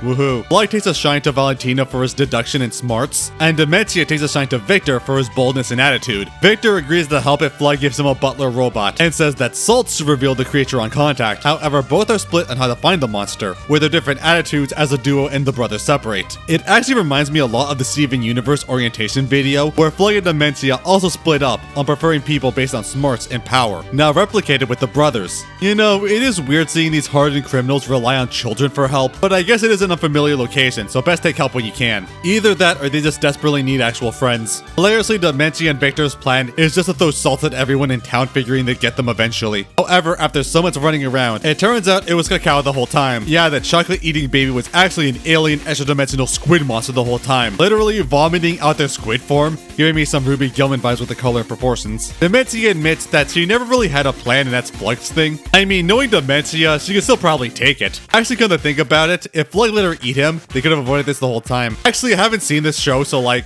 whose baby did they think this was? Now forced to work back with the others, with them making a plan, as the duo have to distract the monster. Victor gets captured, and Demencia does what I feel she should have done immediately, and run out the tentacles to fight the baby. As luckily, Flug and Valentino make a gun to capture and defeat them. The two had absolutely no idea that Cacao was an evil squid monster the whole time. Cacao was a monster in disguise this whole time. I kinda knew ever since we did time together. And Flug fulfills his part of the deal and gives Victor a hat butler. But Black Hat himself arrives in his usual apocalyptic form, and Flug says they captured the hero. Also, Victor says his butler looks like the funny hat guy, and Black Hat blows it up out of spite. Honestly, kid, consider yourself lucky. People have gotten worse for less. As long as he sees the kids miserable, it's fine. Dying kid, crying kid, same thing. As Black Hat takes the hero, Val had no idea they were hunting a hero this whole time. Also, from what I've heard from my friend who's seen it, this is Cacao's final appearance in the show. Yeah, no joke, apparently he was written out. They just revealed he's a giant squid alien from another dimension and is taken by Black Hat to be killed. This has gotta be the most bonkers way to write out a character since Thomas from regular show.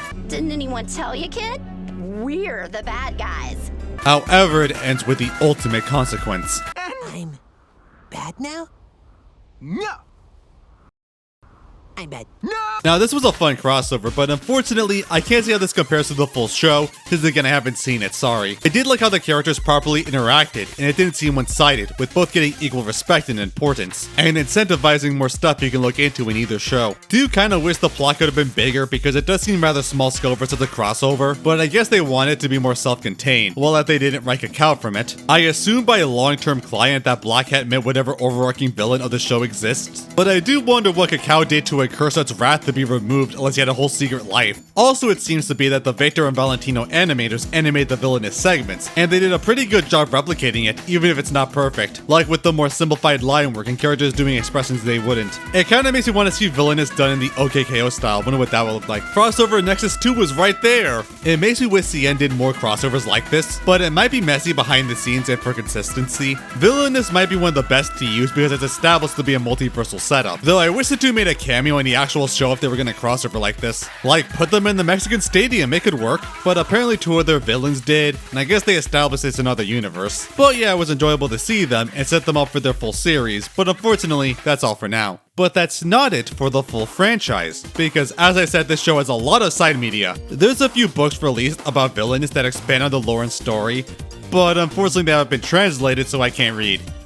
This book is in Spanish. Kinda wish I could get another fan translation, but that's gonna be harder than just 12-minute animations. So if someone could get on that, or at least give a good synopsis, I would appreciate it. However, what is more accessible are the Villainous comics. And yeah, there's a lot. Firstly, there's the smaller mini-comics sporadically released that are mostly for comedy, just with the characters having fun interactions and carnage being very ridiculous and over the top. One of my favorites being that Flug, Demencia, and 505 went to Gotham City to steal Kryptonite as Scarecrow, Harley, and Bane, so that if Batman found out, he'd blame them and it somehow worked. But yeah, as before, these aren't really narrative, just more comedic one-shots, wanted to have fun or make jokes. But Villainous does have a few narratively driven comics, and I want to talk about two, Drunken Rescue and Risky Heist. Remember how I said that Villainous' side media is more compelling than the actual series? Well, this is what I mean because these comics don't focus on the Black Hood organization, but instead of the extra ones in the universe and pay out the story arcs, especially for Shrunken Rescue. Remember the whole Sunblast Penumbra thing that got expanded on the Instagram? Well, this takes place right after, when Miss Heed kidnapped and brainwashed Penumbra to do her bidding, but Sunblast and her pet Curie weren't caught,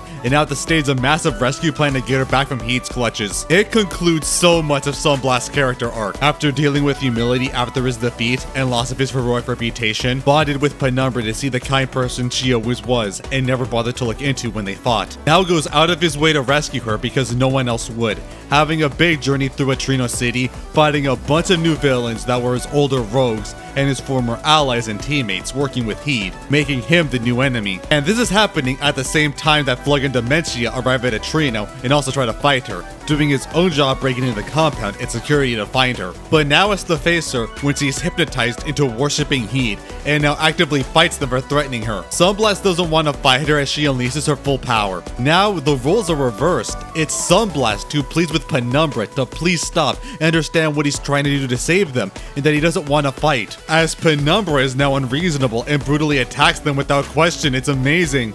As he's forced to fight back and hurt the one he loves, and has to stop himself, reminding him how awful little person he once was, refusing to relive it again. It's so damn good, it's amazing. Please read the issue if you can, there are fan translations online. Then there's Risky Heist, which has no direct connection to the existing episodes, nor have any of the organization members present. However, it does take place in the immediate aftermath of Heedeous Heart, and focuses on two lesser villains, an archer girl named the Luminero, and a girl with a Philia-style parasite in their body with uncontrollable powers named Marvasite, as both, desperate for money to appease the Black Hat organization, agree to a dangerous job by a criminal gang of mutants to break in and recapture Miss Heed. It goes into a massive, over-the-top conflict I can't even describe in a concise way, but it introduces like so many more heroes and villains to the universe. I think more than the full series, all with really cool designs and support how fascinating and developed the superhero universe is. It's filled with a ton of twists and turns and is drawn super well, and it will endear you to these random underdog supervillainists to new fan favorites, as well as giving a terrifying perspective of the Black Hat organization outside of the main cast. If you think the show doesn't have enough nuance or narrative for your liking, check out the comics, they might fill that niche and get you into the show. Go find them online if you can, there's fan translations out there.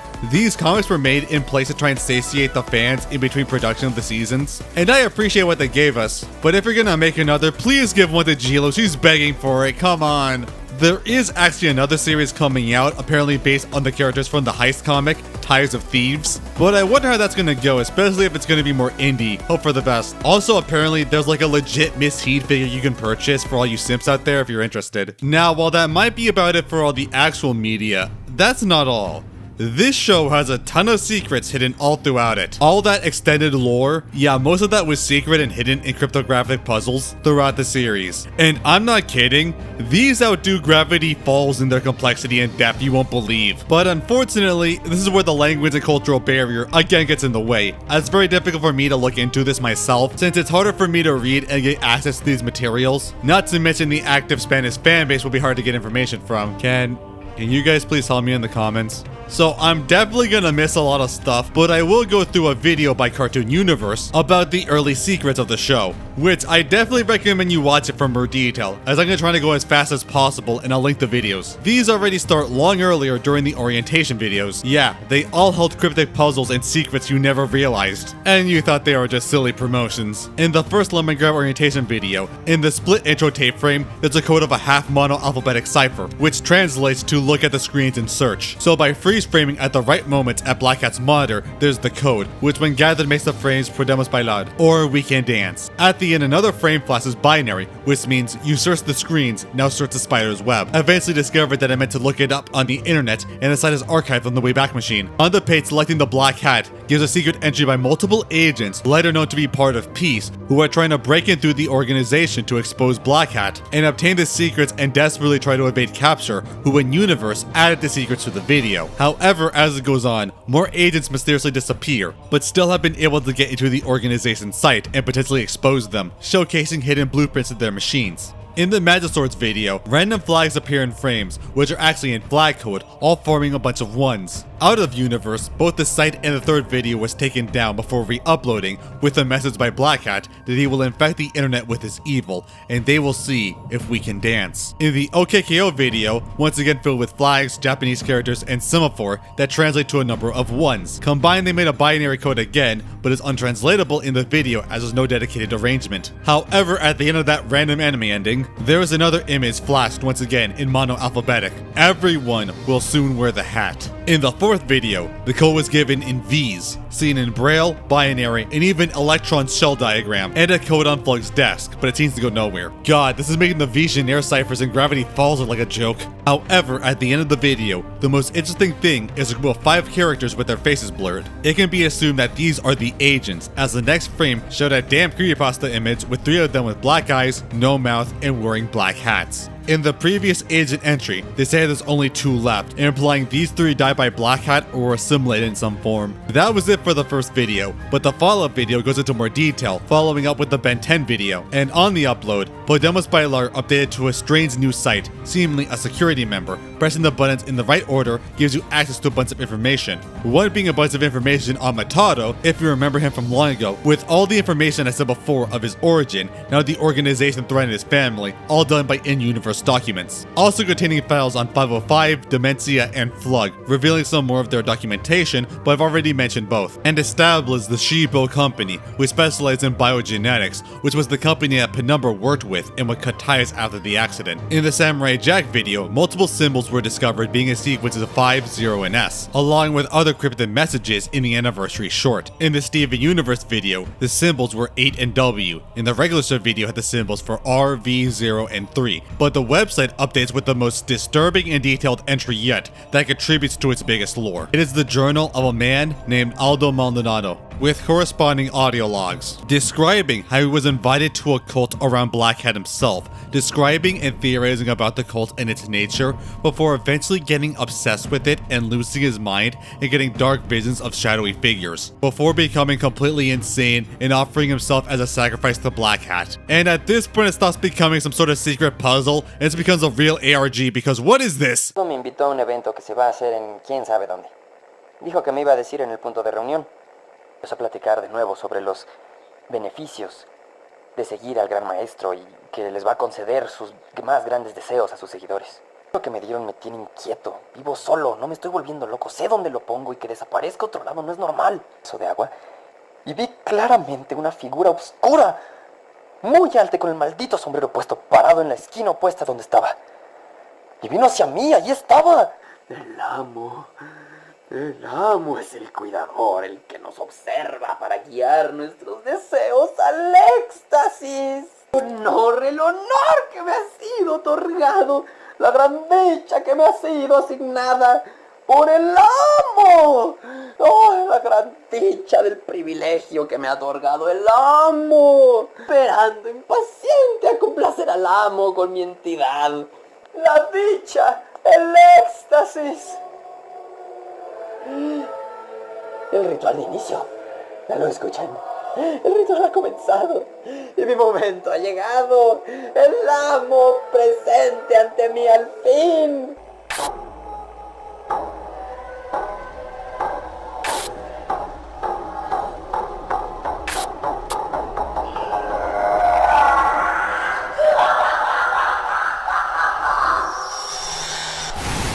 This is for a kids show. Look it up on YouTube. What this implies is that Black Hat, as we know him, is Aldo Maldonado. He was chosen as the vessel for the Black Hat entity in its current form. He is just a puppet to the Dark God to act in this plane of reality and is chosen for it. It's also supported that we see Black Hat wears a bowler hat under his black hat, and to the cult, there's a succession of hat wielders by cult hierarchy, meaning he has all of them, as well as the many missing posters seen in the series. And the implication is that he probably goes through a lot of bodies at a time, so who knows when this one will be replaced.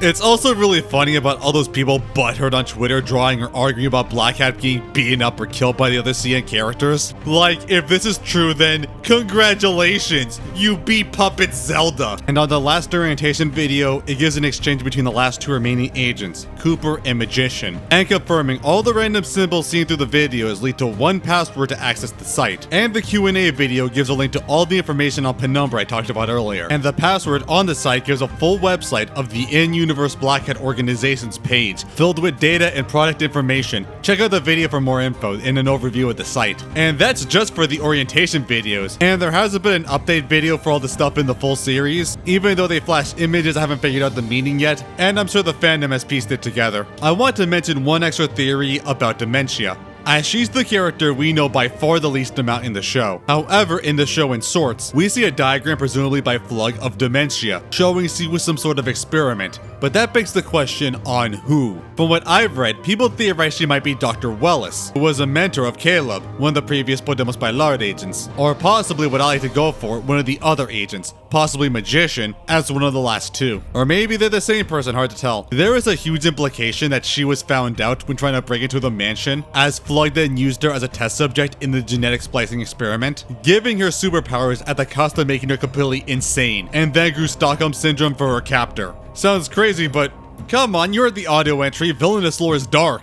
There's actually some supporting evidence of this, as in the Q&A, Demencia seems very distant and doesn't answer how she got to the organization, and was also able to do an advanced calculation in her head quicker than Flug, with the right answer, implying that she's a lot more intelligent than she lets on. The name sounding like Demencia might be more accurate than you think. But yeah, this is all still speculation. I'm sure the ongoing fanbase with more access to information has more knowledge and theories that I don't know about, because there's so much more of this show than it seems. And yeah, that's the thing about this show. It is so much more than it seems. Even if I was probably gonna get around it eventually, I was motivated to make this video because of how many bad faith arguments I've seen people make of this show just by out of context clips that don't represent all the great qualities of this show. And because of this video took way longer than I thought. I honestly thought I could get this done in a week, but this series is so enjoyable in so many aspects, from its incredible art and animation, to its lovable characters, to the variety of jokes and sense of humor, and to how off the wall its narrative and writing is, not to mention how great the stuff outside of the show is. It feels like it has captured so much of the spirit of the network that has been long lost for decades, yet still feels modern enough they can stand alongside it. The fact that in the actual show the crossover aspect that has become so controversial on the offset is so minimal and irrelevant and given much more dignity in the actual show crossover does show how meaningless the online criticism is that it's received based purely on not watching the series. This is what happens when you have this cynical, dismissive attitude and take a show entirely on face value. You lose the opportunity to experience the true essence of a show. You would lose all the good aspects I went through in like the hour and a half it is by now of the video, and the animation community seriously needs to drop this awful toxic mob mentality and actually watch and enjoy the great works of animation out there.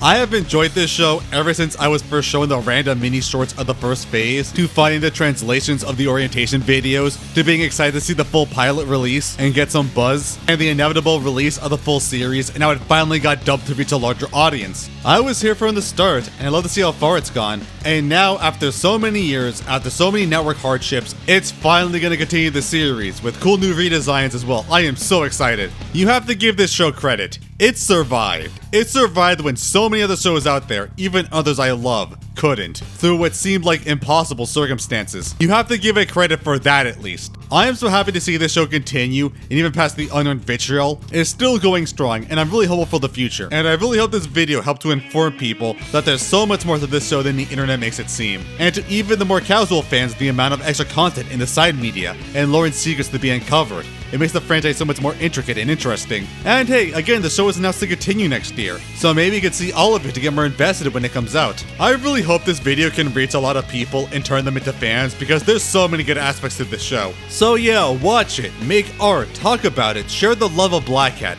forfeit all your mortal possessions to Black Hat, your very being to Black Hat, and eventually, everyone will wear the hat.